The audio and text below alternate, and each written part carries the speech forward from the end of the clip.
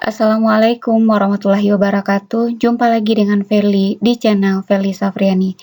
Baiklah Bapak Ibu, kali ini kita akan tetap lanjut membahas soal persiapan tes P3K tahap ketiga. Kali ini kita akan membahas soal manajerial dan sosiokultural. Jadi untuk persiapan tes tahap ketiga, kita akan melakukan pembuatan program video mulai dari program yang pertama. Jadi pastikan Bapak Ibu untuk menyimak program ini sampai program-program selanjutnya sebagai bahan untuk persiapan menghadapi tes P3K. Bagi Bapak Ibu yang belum subscribe, jangan lupa untuk subscribe terlebih dahulu.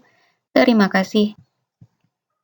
Soal yang pertama, apa yang akan Anda lakukan jika ditunjuk menjadi pemimpin diskusi? A. Anda cukup menjadi penengah dan pengambil pilihan terbanyak. B. Anda selalu memberikan gagasan dan solusi secara langsung saat diskusi. C. Anda mengarahkan alur diskusi sesuai dengan harapan Anda. D. Anda memberi orang lain pertanyaan yang menantang saat berdiskusi. Jadi kalau kita lihat yang paling tepat itu adalah yang B. Kalau yang A, kalau untuk menjadi penengah dan pengambil pilihan terbanyak, ini bukan diskusi melainkan suatu bentuk voting atau pengambilan suara terbanyak. Kalau yang C, mengarahkan alur diskusi sesuai dengan harapan Anda, ini sangat tidak sesuai. Kemudian memberikan orang lain pertanyaan menantang saat diskusi, ini juga bukan sesuatu yang baik. Jadi kesannya yaitu menguji anggota diskusi lainnya. Soal kedua, respon Anda ketika dihadapkan dengan perubahan yang mendadak adalah A. Berhati-hati memetakan dampak politis perubahan. B. Bingung bagaimana harus bersikap. C. Tertekan karena cemas akan dampak yang akan terjadi. D. Penuh harapan akan perubahan. Jadi kita lihat yang positif itu adalah yang D. Penuh harapan akan perubahan. Jadi tidak boleh juga tertekan karena kecemasan. Kemudian juga tidak boleh bingung. Juga tidak boleh terlalu berhati-hati memetakan dampak politis perubahan. Soal ketiga, jika hal kecil merusak rencana besar saya, maka A. Saya akan melakukan evaluasi menyeluruh. B. Saya akan sangat sedih dan marah kenapa hal kecil mampu merusak rencana besar. C. Saya perlu waktu untuk menenangkan diri. D. Saya akan melakukan teguran kepada pihak pelaksana. Jadi kalau ada hal kecil yang merusak rencana besar, yaitu saya akan melakukan evaluasi menyeluruh. Jadi tidak boleh juga sangat sedih dan marah atau menenangkan diri terlalu lama atau melakukan teguran kepada pihak lain. Jadi yang penting itu adalah lakukan evaluasi menyeluruh. Selanjutnya, agar suatu kegiatan berhasil dilaksanakan, maka saya akan A. Menggunakan cara yang biasa saya pakai. B. Menyesuaikan dengan kondisi yang sedang berjalan. C. Mempelajari kegiatan tersebut sebelum memulai kegiatan. D. Meminta bimbingan seorang ahli dalam melaksanakan kegiatan tersebut. Jadi yang paling tepat itu adalah yang C.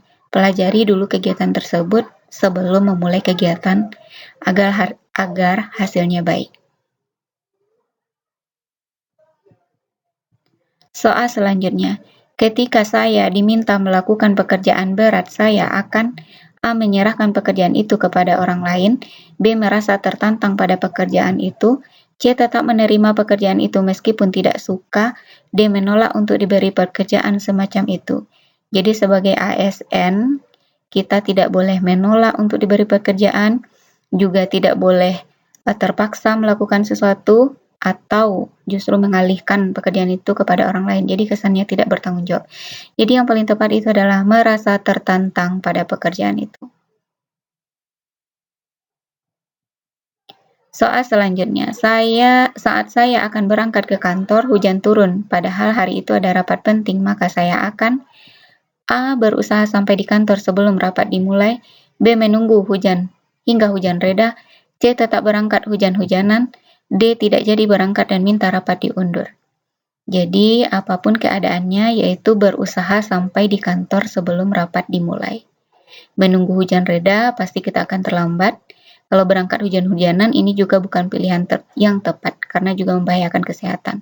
kan bisa menggunakan payung dan sebagainya, tetap berusaha sampai di kantor sebelum rapat dimulai. Tidak jadi berangkat dan minta rapat diundur, ini bukan suatu tindakan yang tepat. Selanjutnya, jika ada masalah di dalam tim, bagaimana cara seorang pemimpin menyelesaikannya? A. Keputusan pimpinan adalah mutlak. B. Mendiskusikan dengan anggota tim lain. C. Pemimpin memilih keputusan dengan pilihan terbanyak. D. Pemimpin membiarkan anggotanya memilih keputusan. Jadi ini yang meragukan mungkin antara B dengan C. Namun yang paling tepat itu adalah didiskusikan, bukan hanya sekedar ambil pilihan terbanyak. Selanjutnya, saya diutus mengikuti diklat oleh panitia penyelenggara. Saya ditempatkan sekamar dengan orang yang tidak saya kenal yang berasal dari kota lain. Sikap saya adalah A. Mengajukan keberatan tetapi akhirnya tetap menerima aturan panitia. B. Menerima aturan panitia. C. Protes keras dan minta kamar sendiri. D. Menerima aturan panitia dan berusaha mengenal dan memahami teman sekamar. Jadi mungkin yang meragukan di sini antara B dengan D. Namun yang paling tepat itu adalah terima, kemudian berusaha untuk mengenal dan memahami teman sekamar. Kalau protes itu bukan tindakan yang baik, apalagi mengajukan keberatan namun ujung-ujungnya tetap terima. Berarti kesannya yaitu adalah ada unsur keterpaksaan. Selanjutnya, Anda dan tim diberi tugas baru oleh pimpinan, namun semua anggota tim belum memahami maksud dan cara mengerjakan tugas baru tersebut. Sikap Anda adalah A. Saya yakin anggota tim dapat belajar sendiri untuk memahami tugas baru tersebut. B. Kami mengerjakan bersama tugas tersebut sesuai pemahaman kami, dan bila ada kesulitan, kami akan menyelesaikannya secara bersama-sama. C. Saya akan mempelajari tugas tersebut lalu membagi pengetahuan saya kepada anggota tim. D. Saya akan meminta anggota tim yang paling pandai untuk mempelajari tugas tersebut dan kemudian menjelaskan pada semua anggota. Jadi mungkin di antara semua jawaban ini pilihannya benar semua, namun yang paling benar itu adalah yang B. Kami kerjakan bersama-sama. Karena tadi dinyatakan di sana yaitu semua anggota tim belum memahami maksud dan cara mengerjakan tugas tersebut. Kerjakan dulu sesuai dengan pemahaman masing-masing. Bila ada kesulitan, dipecahkan juga secara bersama-sama. Soal terakhir. Anda dituduh melakukan suatu kesalahan yang sebenarnya tidak Anda perbuat. Sikap Anda adalah A. Diam saja dan membiarkan tuduhan itu berlalu. B. Membela diri. C. Menjelaskan duduk permasalahan yang sebenarnya. D. Marah dan tidak terima. Jadi yang paling tepat itu adalah jelaskan duduk permasalahannya agar orang-orang tidak lagi salah paham.